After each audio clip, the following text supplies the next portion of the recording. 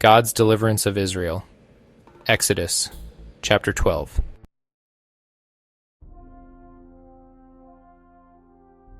The Lord said to Moses and Aaron in the land of Egypt, "This month shall be for you the beginning of months.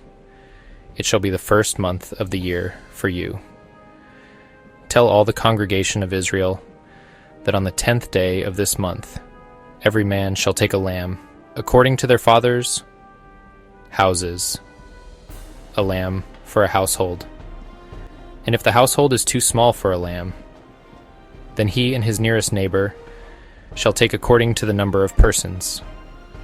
According to what each can eat, you shall make your count for the lamb. Your lamb shall be without blemish, a male, a year old.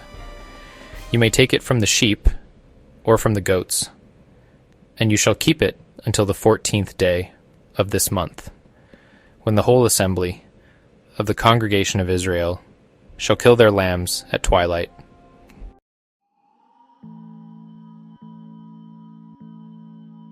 Then they shall take some of the blood and put it on the 2 doorposts and the lintel of the houses in which they eat it. They shall eat the flesh that night, roasted on the fire, with unleavened bread and bitter herbs. They shall eat it. Do not eat any of it raw or boiled in water, but roasted, its head with its legs and its inner parts. And you shall let none of it remain until the morning. Anything that remains until the morning you shall burn. In this manner you shall eat it, with your belt fastened, your sandals on your feet, and your staff in your hand. And you shall eat it in haste. It is the Lord's Passover. For I will pass through the land of Egypt that night, and I will strike all the firstborn in the land of Egypt, both man and beast. And on all the gods of Egypt I will execute judgments. I am the Lord. The blood shall be a sign for you on the houses where you are. And when I see the blood, I will pass over you, and no plague will befall you to destroy you when I strike the land of Egypt. This day shall be for you a memorial day, and you shall keep it as a feast to the Lord.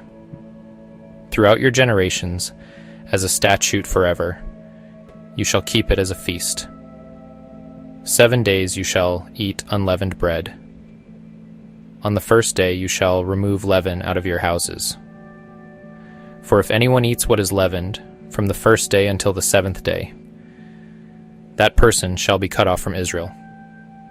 On the first day you shall hold a holy assembly, and on the 7th day a holy assembly. No work shall be done on those days. But what everyone needs to eat, that alone may be prepared by you. And you shall observe the feast of unleavened bread, for on this very day I brought your hosts out of the land of Egypt. Therefore you shall observe this day throughout your generations as a statute forever. In the first month, from the 14th day of the month at evening, you shall eat unleavened bread until the 21st day of the month at evening. For 7 days no leaven is to be found in your houses. If anyone eats what is leavened, that person will be cut off from the congregation of Israel, whether he is a sojourner or a native of the land. You shall eat nothing leavened. In all your dwelling places you shall eat unleavened bread.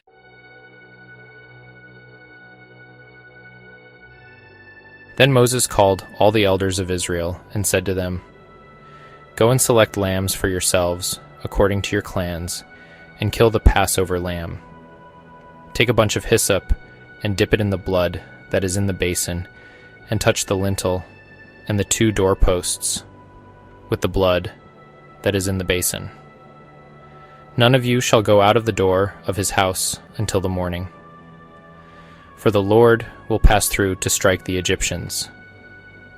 And when he sees the blood on the lintel and on the 2 doorposts, the Lord will pass over the door and will not allow the destroyer to enter your houses to strike you.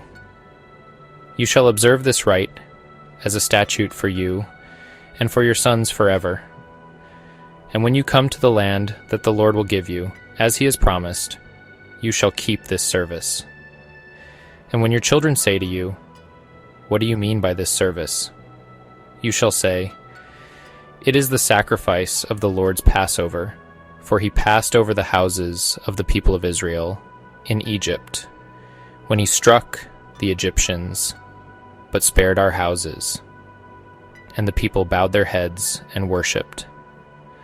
Then the people of Israel went and did so, as the Lord had commanded Moses and Aaron, so they did.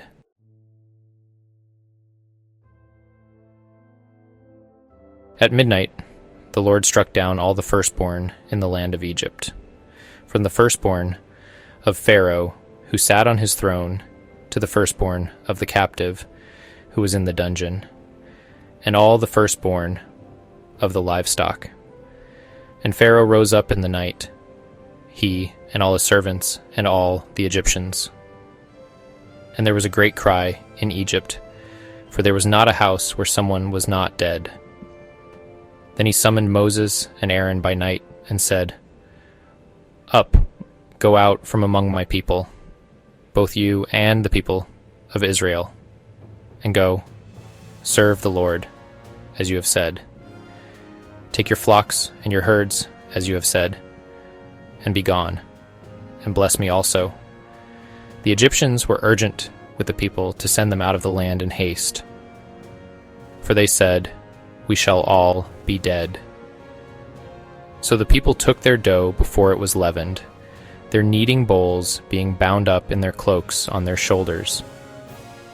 The people of Israel had also done as Moses told them, for they had asked the Egyptians for silver and gold jewelry, and for clothing. And the Lord had given the people favor in the sight of the Egyptians, so that they let them have what they asked. Thus they plundered the Egyptians. And the people of Israel journeyed from Ramesses to Succoth, about 600,000 men on foot, besides women and children. A mixed multitude also went up with them, and very much livestock, both flocks and herds. And they baked unleavened cakes of the dough that they had brought out of Egypt, for it was not leavened, because they were thrust out of Egypt, and could not wait, nor had they prepared any provisions for themselves. The time that the people of Israel lived in Egypt was 430 years. At the end of 430 years, on that very day, all the hosts of the Lord went out from the land of Egypt. It was a night of watching by the Lord, to bring them out of the land of Egypt. So this same night is a night of watching kept to the Lord by all the people of Israel throughout their generations. And the Lord said to Moses and Aaron, "This is the statute of the Passover. No foreigner shall eat of it, but every slave that is bought for money may eat of it after you have circumcised him. No foreigner or hired worker may eat of it. It shall be eaten in one house. You shall not take any of the flesh outside the house, and you shall not break any of its bones. All the congregation of Israel shall keep it. If a stranger shall sojourn with you and would keep the Passover to the Lord, let all his males be circumcised. Then he may come near and keep it. He shall be as a native of the land, but no uncircumcised person shall eat of it. There shall be one law for the native, and for the stranger who sojourns among you."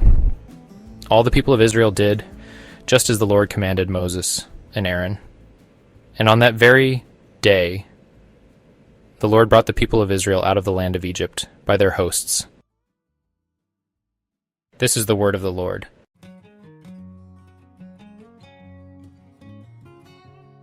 The 12th chapter of Exodus stands as a pivotal moment in the biblical narrative, introducing us to the institution of the Passover.